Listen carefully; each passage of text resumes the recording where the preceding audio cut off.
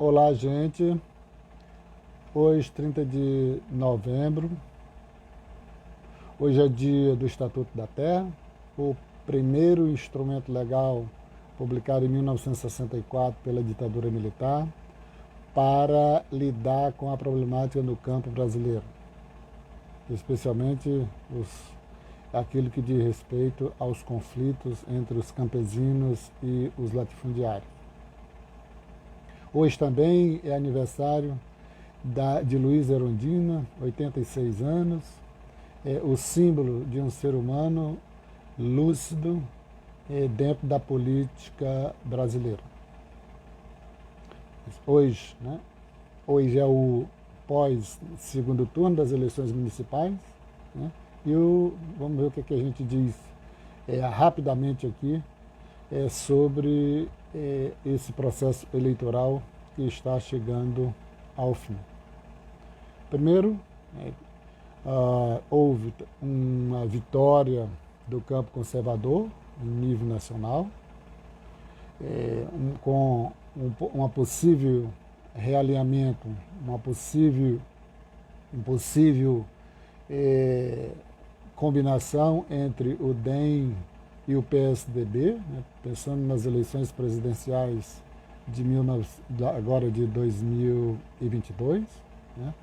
E é interessante esse movimento, né, porque como o PSDB hoje, né, representa um espectro político bem na extrema-direita, né, principalmente representado, né, pelo governador de São Paulo, e o DEM, por incrível que pareça, por questões eleitorais, né, ele veio mais para o centro, no sentido de, pragmaticamente, conseguiu uma quantidade razoável de eleitores, e isso representa, né, o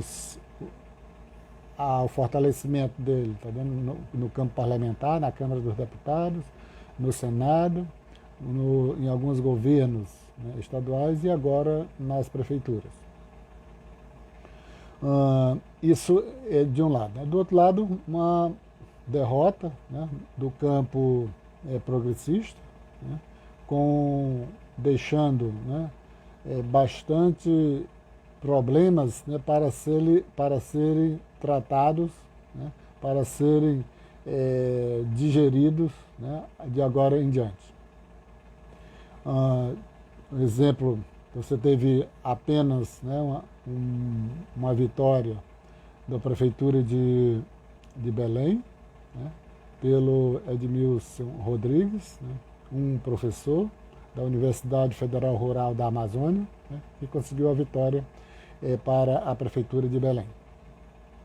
O que chama atenção, né, dessas eleições, né, é que desse resultado, né, da vitória do campo conservador reacionário de um lado e da derrota, né, do campo progressista, né, que no segundo turno, né, na maioria dos locais, a gente estava escolhendo com a mesma dinâmica e a mesma lógica das eleições dos Estados Unidos, né, entre o Donald Trump de um lado e o Joe Biden de outro. Né, assim, quem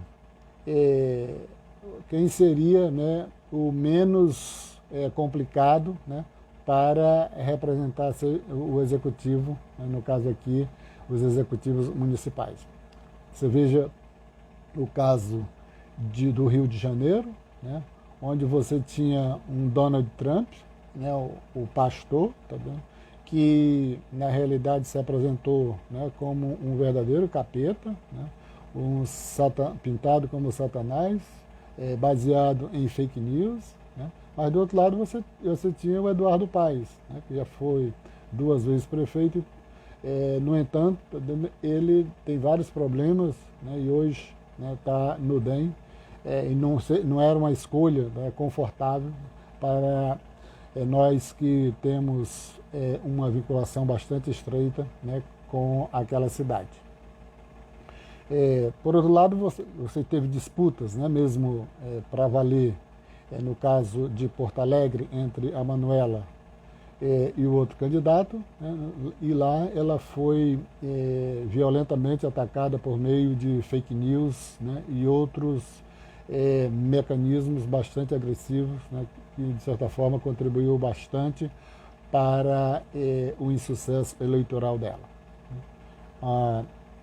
Como no Rio de Janeiro teve, eu falei anteriormente, teve essa disputa, né, entre dois candidatos a lá Estados Unidos, né, Trump e Joe Biden, em Recife você houve, né, uma disputa entre dois candidatos muito próximos do campo progressista, né, mais, né, a Reis e menos o Campos, né? No entanto, os dois eram muito próximos, né? Mas que o resultado não foi bom, isso porque deixa bastantes estragos para frente, tá vendo? Quase como irreconciliáveis. Né? Em São Paulo, tá vendo? Foi muito interessante, muito simbólico a disputa entre o Covas e o Boulos, né? Porque o Boulos é uma pessoa extraordinária em termos de discussão política, em termos de discussão dos problemas da cidade, porque se você pegar a discussão que o Boulos faz e trazer, né, para as paróquias, as questões paroquiais, tá vendo, de onde nós vivemos, tá vendo? Você pegar isso, é uma diferença muito grande, né? Talvez o que tenha acontecido de mais positivo, né, foi essa extrema capacidade do Boulos mostrar, tá vendo, como é possível se discutir política, como é possível se discutir os problemas da população com capacidade, né, e com possibilidades de mostrar que muitos dos problemas, tá vendo, é possível, né, de serem resolvidos. Se você pegar essa situação, né, e trazer aqui para Rio Branco, né, aqui no Acre, onde nós vivemos, primeiro, né, que você tinha uma disputa um pouco, os dois candidatos cariocas, né, e também uma disputa parecida, né, com a eleição dos Estados Unidos, né, onde, da mesma forma que era muito improvável, né, qualquer uma pessoa, né, que tem um certo discernimento, qualquer uma pessoa, tá vendo, que não é um fanático religioso, qualquer uma pessoa, né, que possa, né, ter a possibilidade de analisar o que está acontecendo no mundo, né, lá no Rio de Janeiro não seria possível alguém defender, a não ser por esse tipo de interesse, a candidatura do bispo que se pintou com todas as cores do capeta, né? Da mesma forma aqui, né, você tinha a disputa no segundo turno, tá vendo, de um candidato que não é nada, né, mas está rodeado, né, pelos bispos, assim, simbolicamente está rodeado, tá vendo, pelo desastre que foi a administração do bispo lá no Rio de Janeiro, e não é nem possível você nominar, né, as pessoas que estão ao lado, né, que estão apoiando hoje, né, o candidato vitorioso aqui de Rio Branco, né. No entanto, tá dando, é interessante observar, tá dando, que esse candidato que ganhou aqui em Rio Branco, né, ele praticamente conduzirá essas pessoas, tá dando, esses bispos, né, que o apoiaram no primeiro turno, vão conduzir eles em 2022, né, como os possíveis ganhadores das eleições, né. A única coisa, porque aí você tem, né, no mesmo barco, né, o próprio governador, embora as pessoas que estão mais diretamente no apoio do prefeito, eles têm o interesse de se candidatarem, né, como os dois senadores, um senador, tá vendo, é menos relevante do ponto de vista de estratégia, mas é muito popular. O outro, né, tem uma influência muito grande no Senado. Tá? Hoje em dia é presidente da Comissão de Orçamento do Senado, pretende se instrumentalizar ocupando essa posição para que as pessoas reconheçam, né, que ele tem a capacidade de mobilizar recursos para o Estado. Ao mesmo tempo, né, junto com o próprio partido do prefeito, né, eles pretendem anular mais o PSB e o PDT, que para eles ainda significa os dois empecilhos, né, que existem para eles conseguirem se movimentar livremente, e vão se aproveitar disso, né, pelo fato de talvez o Acre que esteja mais avançado, né, nessa consolidação do conservadorismo, reacionarismo em nível nacional, né, que é uma coisa que está predominando. Então, tudo que tem de mais negativo, né, um pouco se juntou nas eleições municipais aqui em Rio Branco e, de certa forma, essa tendência saiu vencedora. Né, até porque as disputas, né, para valer mesmo, se deram entre eles. Né, não houve a possibilidade, não houve aqueles candidatos, né, que possivelmente pudesse se contrapor a essa situação degradante, né, na qual nós estamos hoje, né, desse conservadorismo, a mistura da religião com a política, esse bolsonarismo, né, todo esse campo está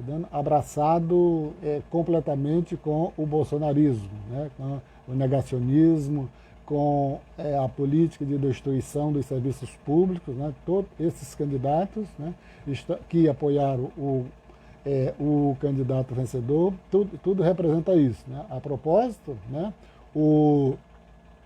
um dos senadores, né, que hoje, né, representa, né, a Comissão de Orçamento do Senado, tem a pretensão de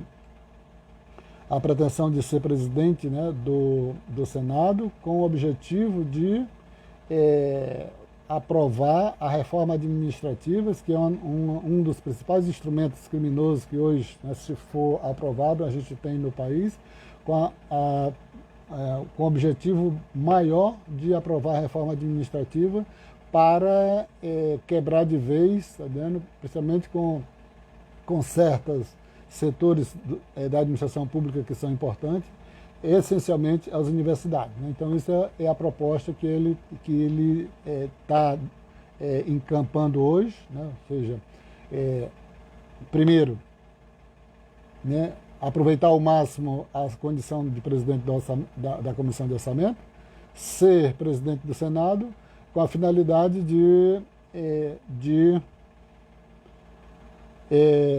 aprovar rapidamente a reforma administrativa para quebrar alguns setores públicos, né, que são empecilhos, né, que poderiam, tá vendo, colocar alguns problemas nas suas pretensões políticas. Né? E no futuro, lá em 2022, né, está com um nome, né, para o governo do Estado.